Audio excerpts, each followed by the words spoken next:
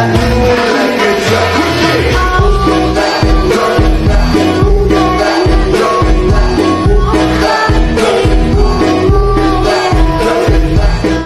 to apa? Budrek dan sakit kepala, tung budrek tak tung, datang kapan saja. Budrek ada obatnya, obatnya nonton kita semua. Nonton kita semua dijamin budrek.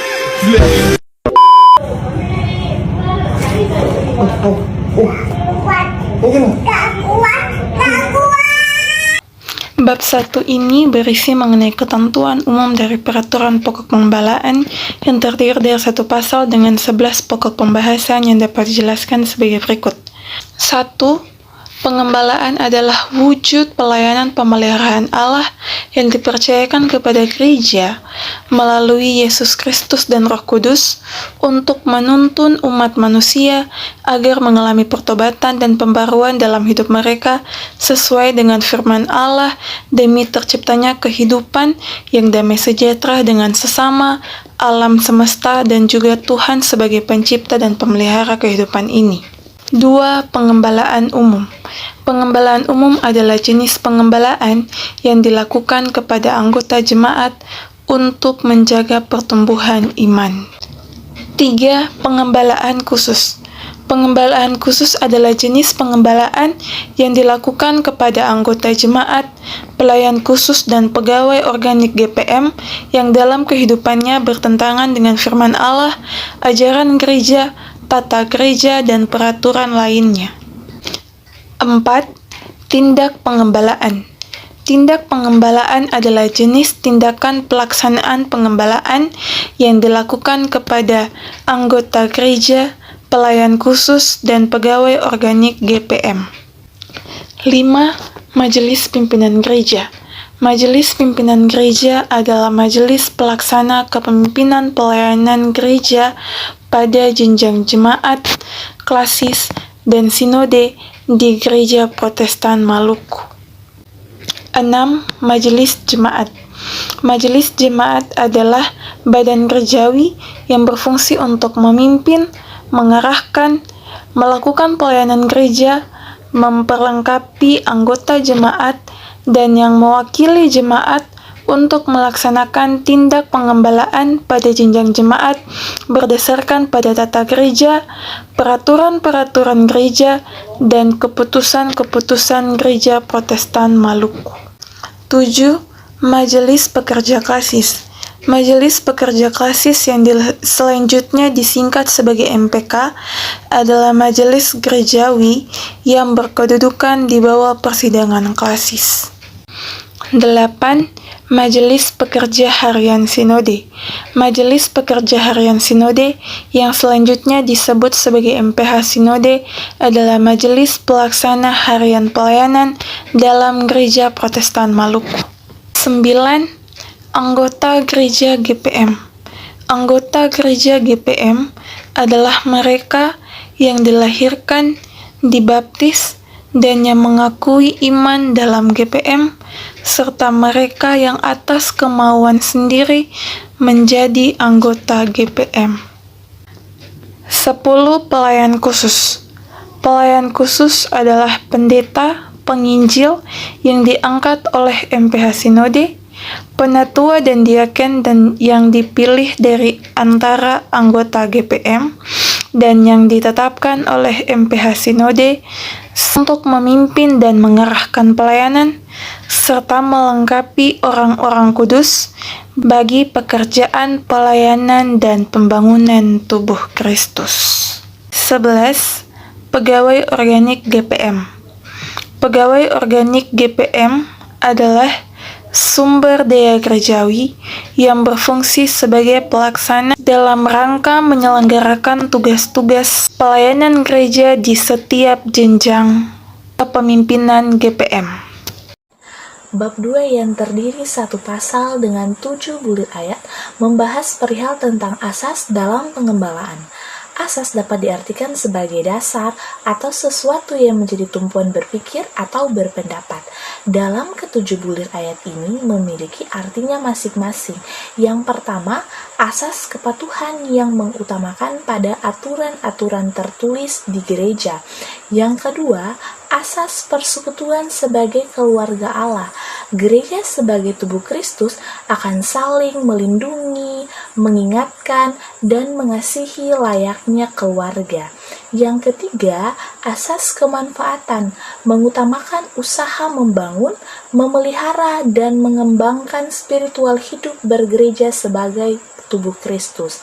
Selanjutnya, asas kasih, menggambarkan sifat-sifat Kristus dalam keseharian bergereja dan bermasyarakat.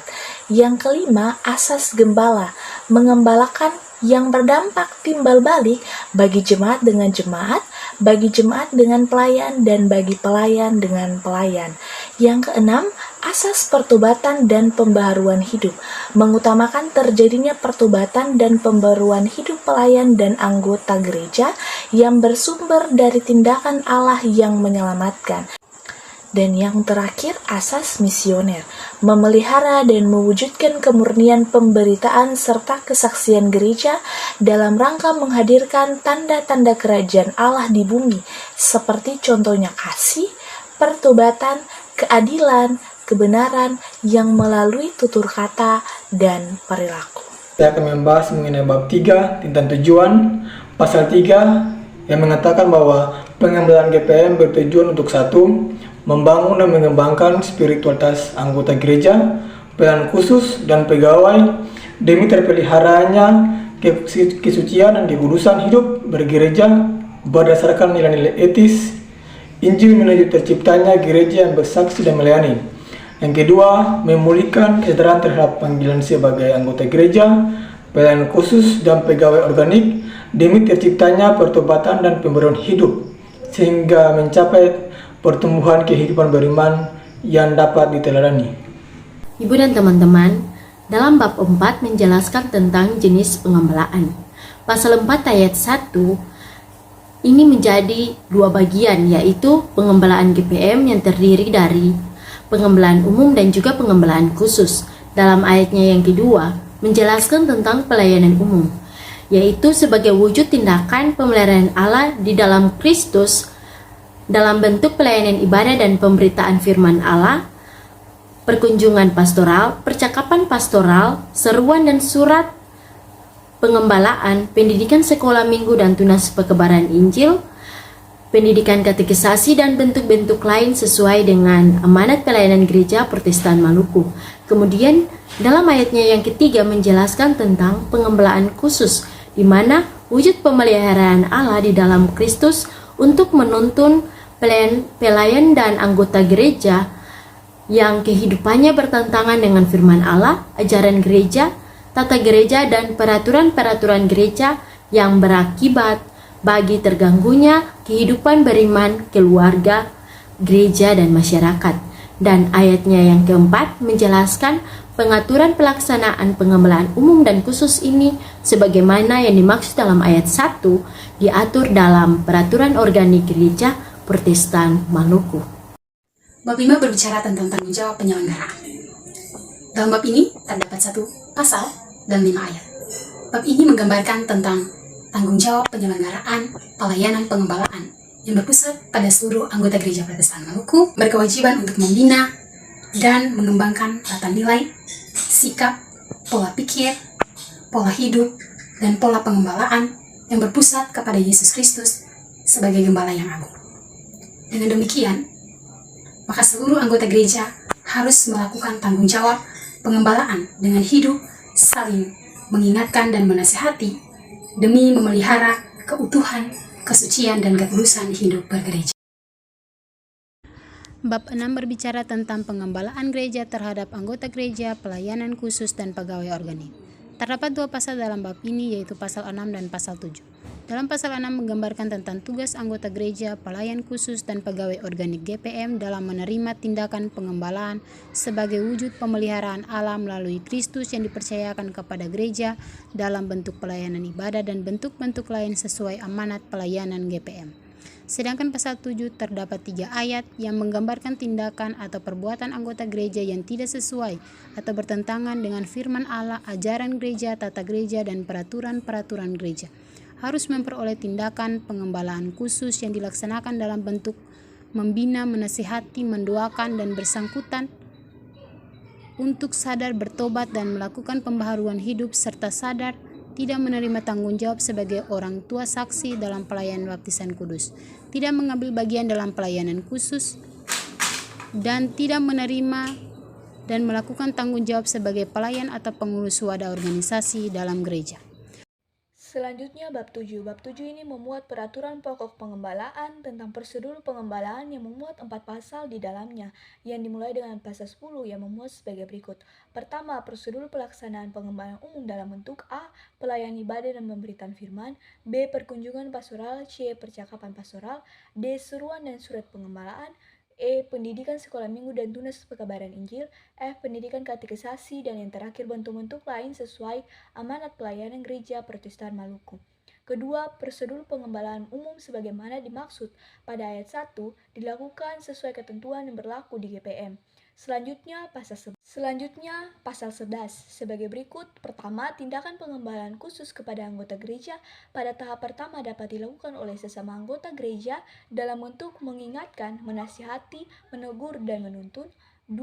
Apabila tindak pengembalaan khusus pada tahap pertama tidak membuahkan pertobatan dan pembaruan hidup, tanggung jawab pengembalaan dipercayakan kepada pelayan khusus, dalam hal ini majelis jemaat setempat. Ketiga, apabila tindak pengembalaan khusus sebagaimana dimaksud pada ayat 2 tidak dapat diselesaikan oleh majelis jemaat, maka wajib diselesaikan oleh jenjang gereja yang lebih tinggi. Yang selanjutnya pasal 12 berbicara mengenai yang pertama, pelayanan khusus GPM yang menerima tindak pengembalaan sebagaimana disebutkan dalam bab 6 pasal 8. Peraturan ini pada tahap pertama dapat dilaksanakan oleh sesama pelayanan khusus GPM dalam bentuk menasihati, mengingatkannya atas kesalahannya. Yang kedua, apabila tindakan pengembalaan pada tahap pertama tidak menunjukkan adanya pertobatan dan pembaruan hidup dan kinerja dari pelayanan khusus yang bersangkutan, maka dilakukan tindak pengembalaan tahap kedua oleh majelis pimpinan gereja pada jenjangnya. Yang ketiga, apabila tindakan pengembalaan pada tahap kedua sebagaimana dimaksud dalam ayat 2 tidak membuahkan pertobatan, pembaruan hidup, dan peningkatan kinerja dari yang bersangkutan, maka dilakukan tindak pengembalaan sebagai berikut. Yang pertama, jika itu pada jenjang jemaat, majelis jemaat dapat membebaskan sementara yang bersangkutan dari tanggung jawab pelayanan khusus sambil melaporkan kepada majelis pimpinan gereja pada jenjang di atasnya untuk melakukan tindak pengembalaan selanjutnya. Yang kedua, jika terdapat pada jenjang klasis, majelis pekerja klasis membebaskan sementara bersangkutan dari tanggung jawabnya sebagai pelayanan khusus dan atau dalam jabatan tertentu yang diembannya, melaporkannya kepada Majelis Pekerja Harian Sinode GPM untuk melakukan tindak pengembalaan selanjutnya. Yang ketiga, jika terdapat pada jenjang sinode, Majelis Pekerja Harian Sinode GPM melakukan tindak pengembalaan sesuai ketentuan yang berlaku di GPM. Selanjutnya, ayat 4, laporan terhadap pelayanan khusus yang mengalami tindak pengembalaan pada jenjang jemaat kepada majelis pekerja klasis sebagaimana dimaksud dalam ayat 3 harus disertai bukti-bukti pelanggaran yang benar, dan majelis pekerja klasis kemudian menelitinya dan meneruskannya dalam bentuk laporan kepada majelis pekerja harian sinode GPM. Yang kelima, majelis pekerja harian sinode dapat menetapkan tindak pengembalaan selanjutnya sesuai ketentuan GPM. Yang keenam, terhadap pelayanan khusus dan atau pegawai organik GPM pada jenjang jemaat dan klasis yang sementara menjalani tindak pengembalaan pemberhentian sementara dari tugas dan tanggung jawabnya, wajib diberikan bimbingan, nasihat, tuntunan secara terus-menerus dalam batas waktu yang tidak ditentukan.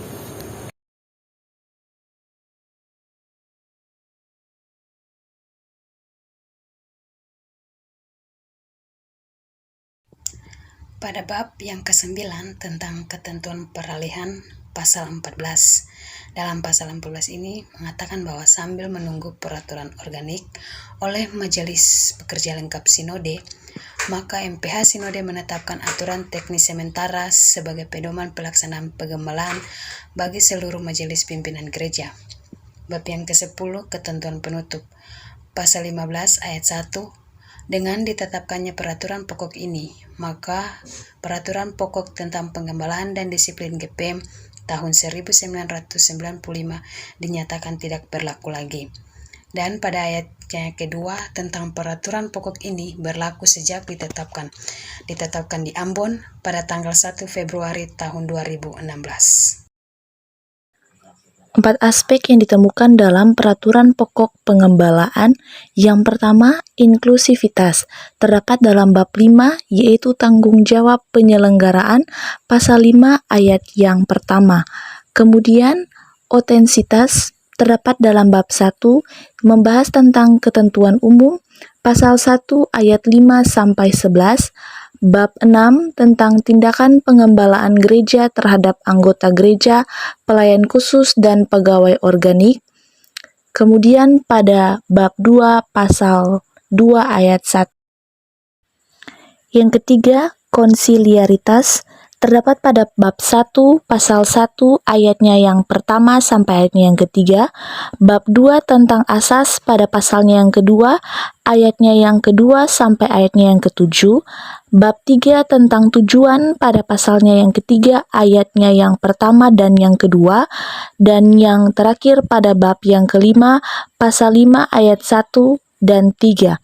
Kemudian aspek yang terakhir yaitu aspek integritas pada bab yang kedua pasal 2 ayat 3 dan 7, bab 5 pasal 5 ayat 2, dan bab 6 pasal 7 ayat 1.